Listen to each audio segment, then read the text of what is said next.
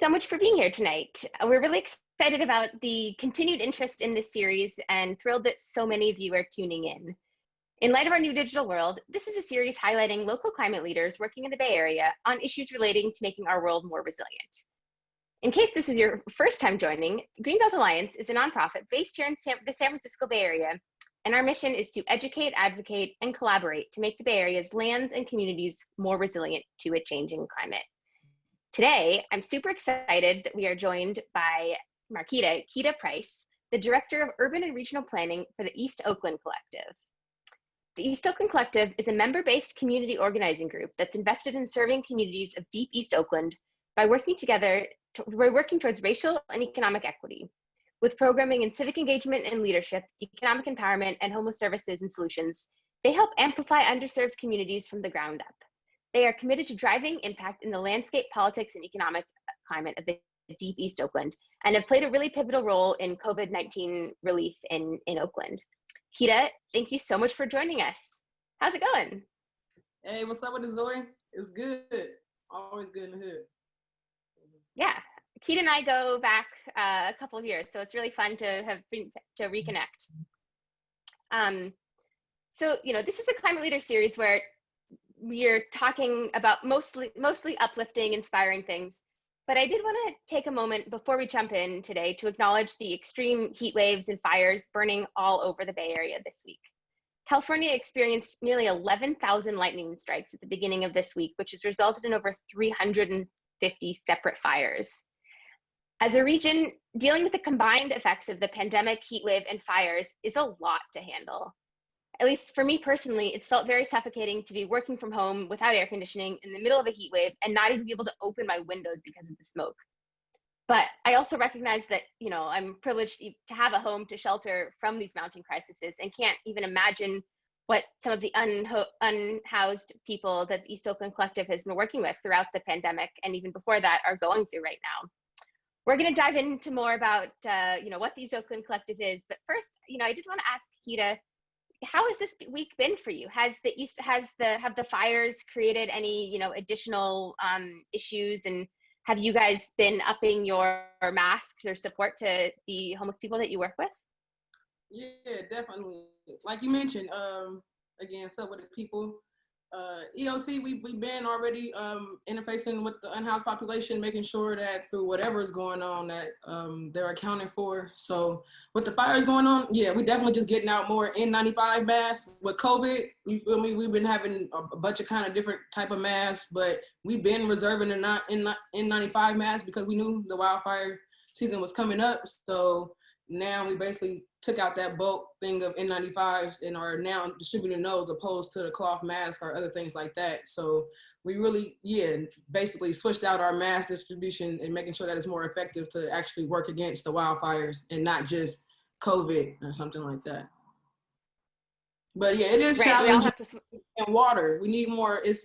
We always need resources, but like water, we get a lot of donations and things already, but water is like endless. With the heat waves, with the heat waves and the fire, there's been a lot of water request on top of what's already requested.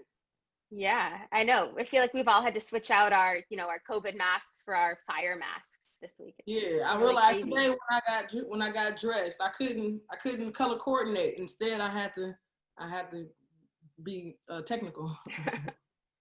The mask has become part of your fashion statement. That's great.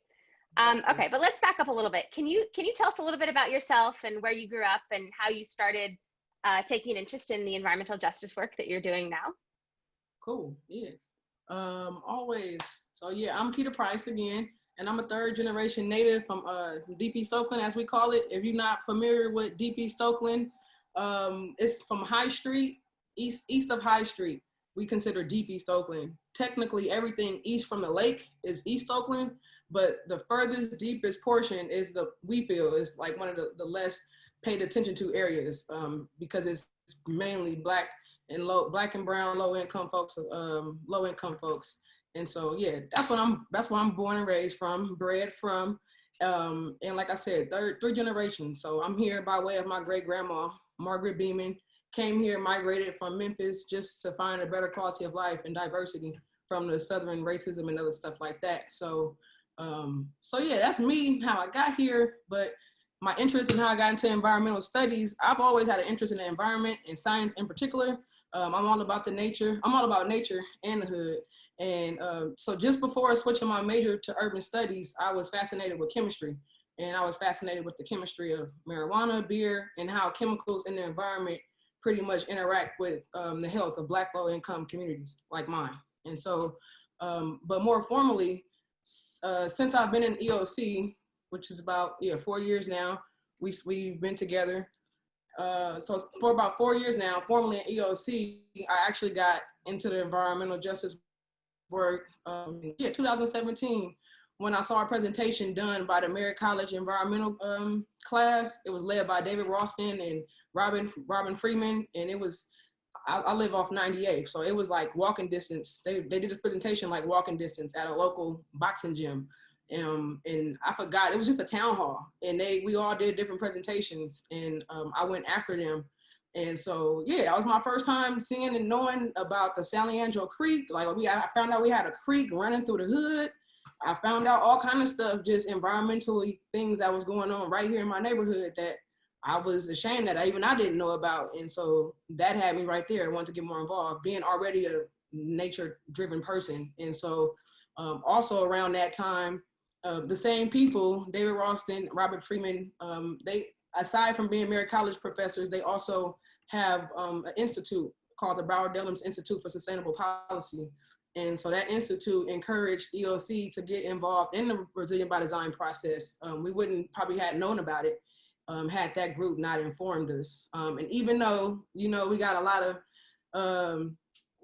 of feedback and I forgot how to say it. We got a lot of feedback about the argument. Good way to describe it. Yeah, about how we did and did not like it or whatnot. But we are thankful for being invited into the process because it has allowed us to intersect this whole other world of climate and environment that, to me, lacks a presence of Black people, and particularly Black women in leadership. But yeah, Black folks, period, at the tables, the governance tables where environmental things are discussed. And so I quickly realized the lack of awareness in my neighborhood and the lack of presence at these governance tables. So from then on, I just David and them kept sending me stuff on thread, and instead of me kind of like shooting it to the side, I started actually paying attention, and it's been history since there.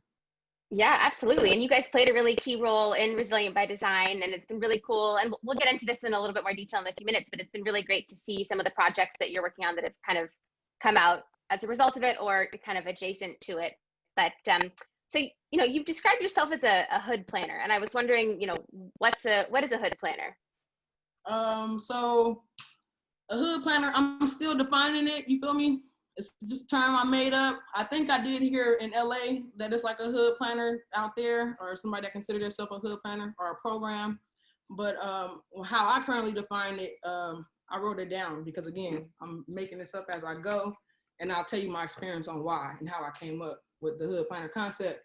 But so yeah, I currently define a hood planner as an individual that merges their firsthand experience of navigating the hood or a neighborhood with the traditional planning skills to help economically disadvantaged EDCs, such as East Oakland, to stay current on zoning and building codes, environmental regulations, and key political issues impacting their hood.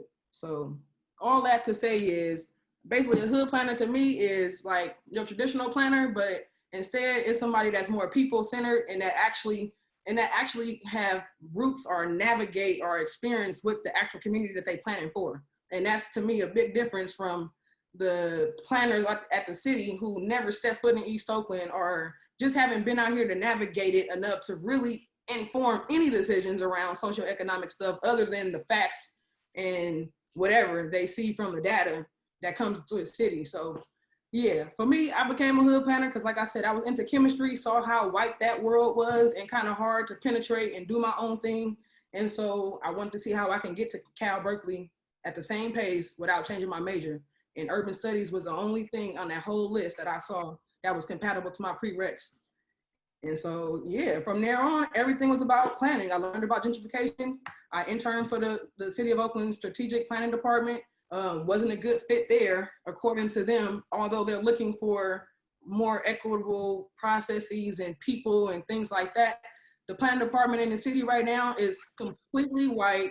The strategic planning department, which are the high level planners that overlook all of the economic development that's happening. So like Brooklyn Basin, Oaknall, Lake Mirror, any big developments that happen, that's the high level planners. And again, all the planners are white on that level. And then you get the current, current planning. So yeah, if you you'll find a Black planner that you can go talk over the counter about some household stuff you want to plan. You want an ADU, you can go talk to a Black planner. That grunt work, it's all needed, but honestly, it's grunt work. You don't have any kind of input or insight on larger development. So you're just a counter person to me. All the Black planners down there, nothing against them. I love them, but they stuck at the level where they're just talking over the counter, and the folks that's making key decisions and that's driving the community engagement processes are, again, high level white planners. So seeing that from being an intern in that world and being told by the manager of strategic planning that I'm not a good fit for the department because basically I'm too raw.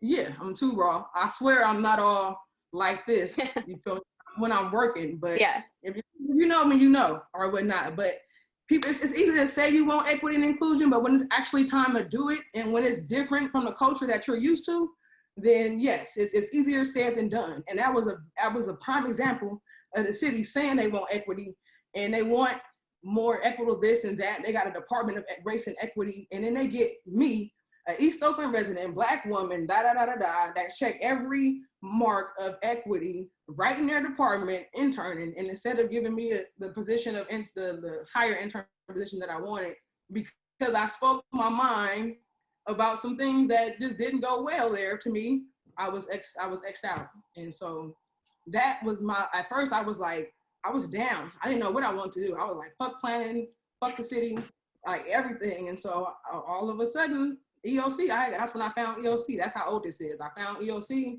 and after working so much, and I wanted to do planning. I wanted an economic development plan for the flatlands of East Oakland. And long story short, Candace let me come in and create that position and find the contracts to do that type of work or whatnot. And I haven't been able to create an East Oakland economic development plan by the community yet, but we have worked on different plans that have included economic benefits in the way that we see fit.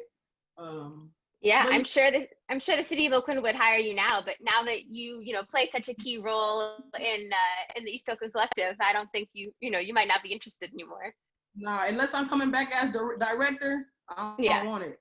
Yeah, for sure. That's the only, like, I'm not gonna go in the weeds of the politics, but that's what the decisions are made at. So yeah, absolutely. I do not want to work for the city of Oakland anymore because there's too many constraints on how you can actually implement what's needed to be done.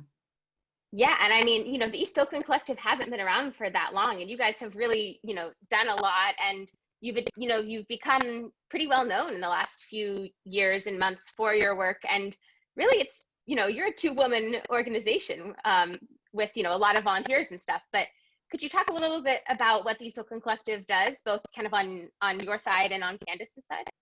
Ooh, yeah, I'll make it like how I kind of put it blunt, because you read like our mission earlier, but to put it more blunt past the mission is kind of EOC, our role, what we do, like we put on for the hood in the areas of civic engagement and leadership, homeless service and solutions, and economic empowerment.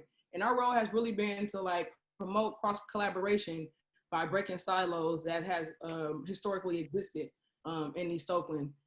As well as demonstrating culturally responsive community engagement, meaning that we meet people where they at. And since we're not a nonprofit technically yet, we've been able to move more flexible than anybody. Government can't move like us, public people can't move like us, nonprofits can't move like us. So we're able to move, and navigate and get to folks in a way that others aren't. And so that's honestly how we kind of got catapulted, like in the light, like we did. It's because from the homeless folks to regular folks that's not engaged in planning processes, we go to them and meet them where they're at and make sure that they're part of the process and liaise between these other agencies and private folks. So that's like really been our role, and making sure that we keep the topic Black. Like that was really why I got into the EJ work. When I told you Robin and them hit me up, it was like, okay, I really didn't know what was all going on, restoration, all of that stuff is new to me. Not as much as anymore. It was new. All I knew was anything that come out of this, as a Black East Oakland resident, we need to have access to it, whether it's a job, whether it's a physical location or whatever. Like, we need a piece of the pie. And so that has pretty much been our role, especially mine, in these different neighborhood planning contracts that we hold with the city. And in terms of our like distribution and homelessness service and solutions, our role has really been to, so first of all, that wasn't even our key area. So the 3 areas that I mentioned, we originally wasn't supposed to do homelessness service and solutions. So again, that goes to speak to what EOC does and how we do. Like, we fill the gaps pretty much. Like, we came in trying to do civic engagement, urban blight, and economic empowerment. But urban blight changed because we recognized that the unhoused population was being highly criminalized for the blight. So that took our attention way off of blight and basically to the unhoused. And ever since then, it's just been full speed ahead. And as stuff come up, we make ourselves flexible. Yes, we were a 3-person team, and now we are down to 2. Although through COVID, we have been able to maximize capacity and for the first time hired on some staff. But yeah.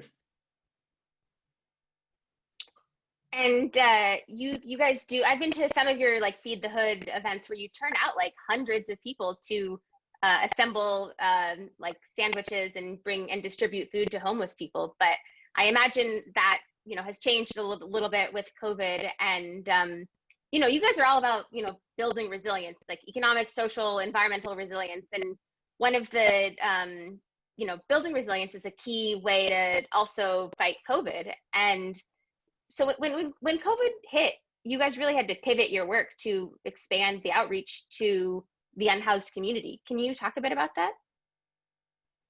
Yeah, we have to pivot our outreach, period, not just to the unhoused, but definitely have to pivot with our distribution. So we pretty much increased our volume of food distribution.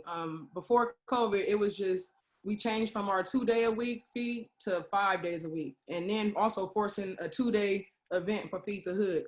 Feed the Hood used to be just 1 day where we assemble the lunches and the hygiene kits and distribute all in 1 day, almost before noon, from 7 a.m. before noon.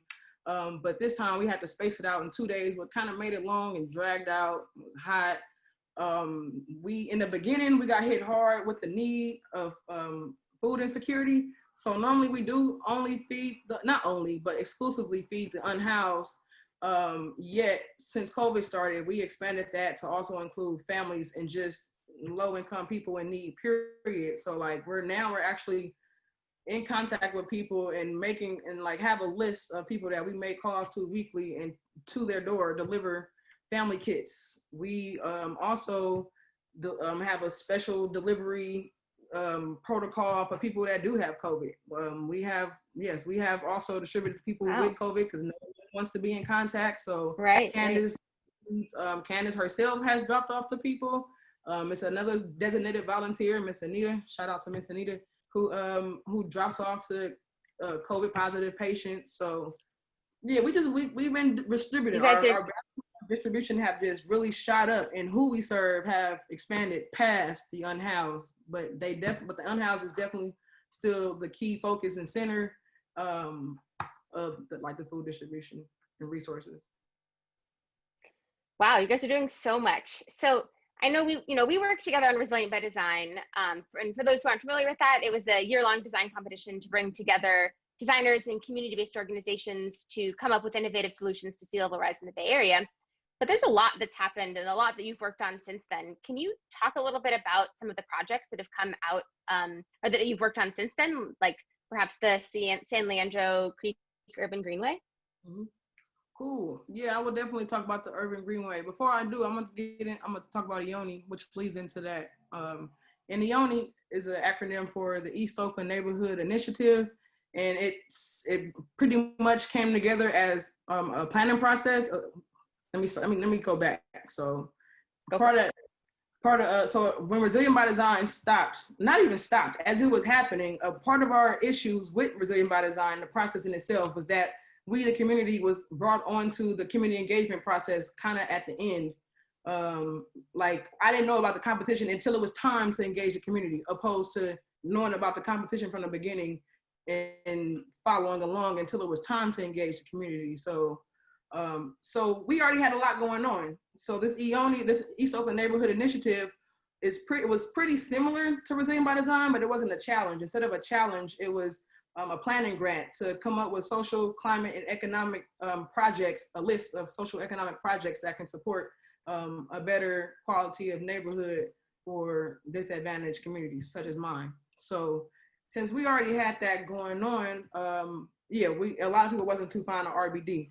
But moving forward, within that planning process, we engaged 6 neighborhoods 3 times each to really, again, hear what their social, economic, and climate needs are. And out of that, if Paris can link the final plan from the Ioni Neighborhood Initiative. I believe she did. Okay, cool.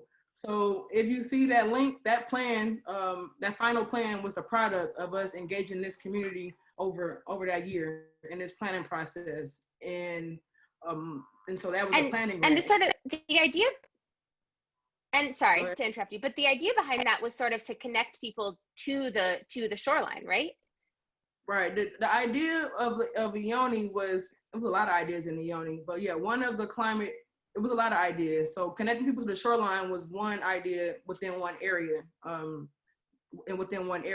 But overall, it was really overall, the grant came from the Transformative Climate Communities from the state. And so that grant was like, the way that the grant was designed was intended to make sure that like community was like really leading the process, even though the city was like the lead applicant.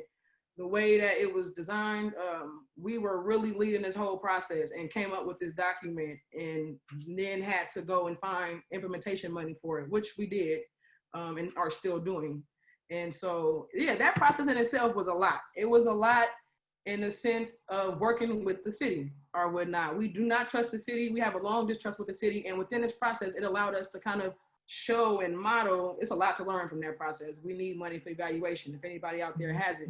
But yeah, we worked with the old traditional culture of the planning department over a year to try to do things that fit for the way we do, trying to translate language the way the state is. It was just a lot, which is necessary to, again, get through this new way of planning that we want to do. But we really had to take lead of what that looked like and hold the city accountable along the way. And again, that final plan came out of it, as well as a $28.2 million implementation grant towards 5 projects from that entire plan, which leads me into the San Leandro Creek Urban Greenway. The San Leandro Creek Urban Greenway is one project that got uplifted in the Ioni plan. So the Ioni plan had suggested new and existing projects, and the San Leandro Creek was an existing idea that we wanted to move forward as a project.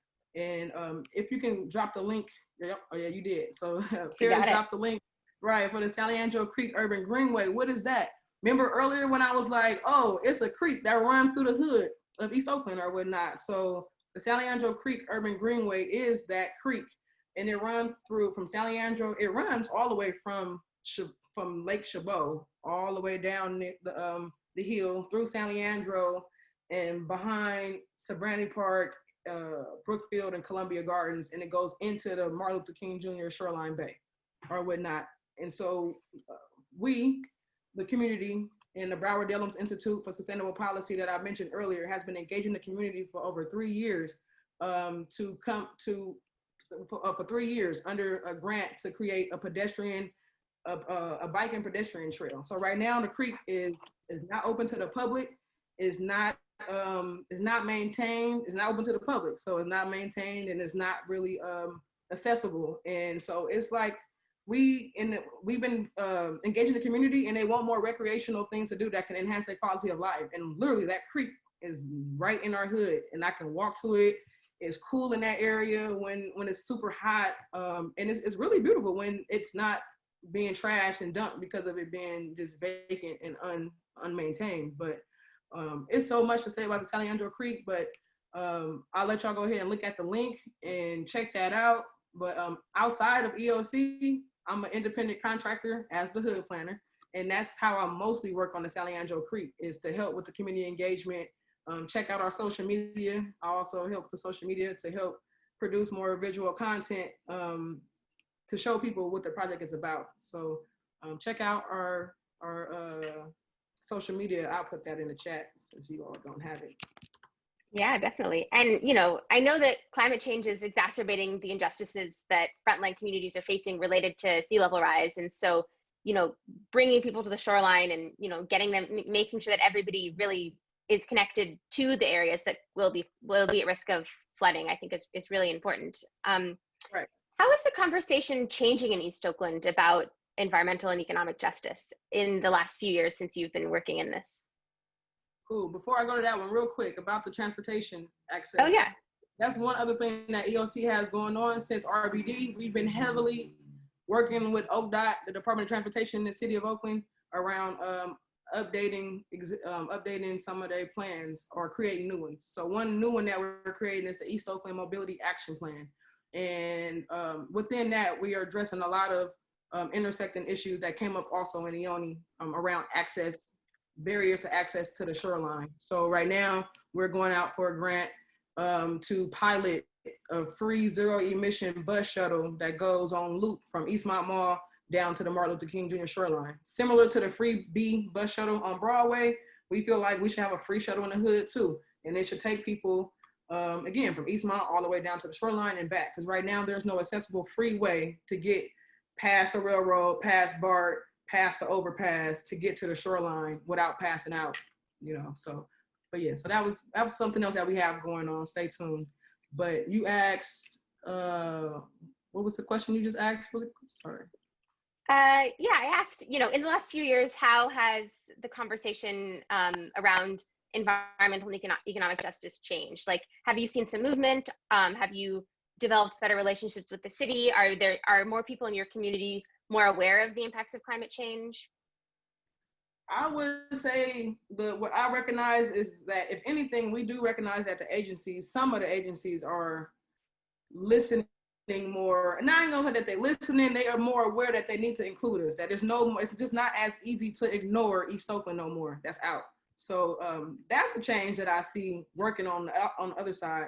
In the community, it's kind of, I'm not gonna say the same, but it's the same challenge of making it connect to people's everyday life, because just talking about climate or environment now or before COVID was hard and undesirable by a lot of, not undesirable, but less interested by a lot of the community. So it remains a challenge, but it's changing because we're dealing with a lot of these weather issues, these climate issues. So that is the easiest time to talk to the hood, or probably anybody, but that's the easiest time to talk to my neighbors, when I can actually give real life examples that they are living through, and not just seeing somewhere else. Right. It was easy, like when RBD came, I could talk about flood a little bit, because I think Hurricane Sandy or something was happening in Texas, floods or something was happening in Texas at the time. So for me to talk to people about it here, it was like a little more urgency and like, oh, it could happen or whatnot. So I think right now it's a little bit easier to talk about things that folks thought would never, ever happen, because I'm pretty sure they never, ever thought,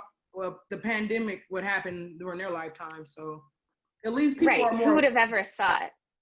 Yeah, the community has been more willing and more available virtually. So yeah, we've had the biggest general body meetings of EOC ever during the pandemic. People are actually listening to what I do under like the planning, the long-term stuff that's not as cute and sexy. Like, people are actually listening. So that's cool. We actually getting people attention in the community and on the other side as well. And so now it's about us showing up and staying ready, producing. That's awesome. So, you know, after COVID, assuming at some point we actually have an end to COVID, what are some like long-term goals that you want for East Oakland? Long-term goals that I want for East Oakland. Yeah, I had wrote that down because so many goals. But yeah, like what do you want to see in your community? Goals for East Oakland. What I want to see in my community is basically an incubation of more of planners and designers and architects of tomorrow.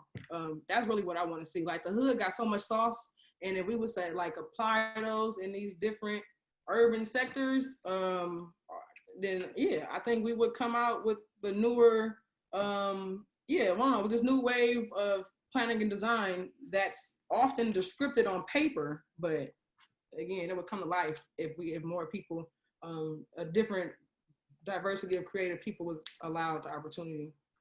Yeah, absolutely. All right, so we're running out of time. I have like a million more questions to ask you and so many other projects that I wanted to go into detail. But my last question to you is, what do you want, rising climate leaders or hood planners to know the most? Okay, so I was trying to answer somebody's question. What do I want people to know the most? I want you to know to stay true to yourself.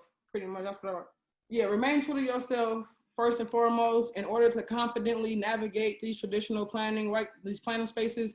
Just stay true to yourself. Design your reality. Like I said, nobody gave me a degree. Oh, I didn't finish Cal yet, so nobody gave me a degree to plan. I said I want to plan. I saw an issue in my neighborhood. I looked up the credentials to do that, and I started gaining those skills on my own through EOC. And so can't nobody tell me I'm not a planner. And so that's what I have to say, is just don't let nobody tell you can't, and or others' insecurities or old traditional culture of thinking hinder you from making the change that you seeking out. Yeah, that's true for anyone, for anything they want to do. That's really good advice. Well, I think we're out of time now, but Keta, thank you so much for joining me today. For those interested in learning more about the East Oakland Collective or Keta's work, I think we have some links dropped in the chat. If you want to donate, there's a link to the East Oakland Collective and to Greenbelt Alliance. And Keta, Nahal was wondering how we can donate water. You mentioned in the beginning, there's a great need for water. Do we just drop it off at the East Oakland Collective, or how does that happen? Yeah, you can drop it off at the East Oakland Collective's office at 7800 MacArthur Boulevard. I'm putting it in the chat, MacArthur Boulevard. Or you can, if you look on our website, you can call our main line and maybe one of us can pick it up if you can't drop it off. So 7800 MacArthur Boulevard, we need that water. Or go ahead and call, you can call me too, 510-988-8363. That's my EOC number. And we'll get that water to the people. All right, well, thanks, Keta. You can learn more about our work through our website, greenbelt.org, and you can support us by going to greenbelt.org/donate. Join us next on September 3rd, where we will be joined by Melissa Jones, the Executive Director of the Bay Area Regional Health Inequities Initiative. I hope to see you all then. And Keta, I look forward to seeing you soon. Thank you. Hey, y'all see me in the streets. All right.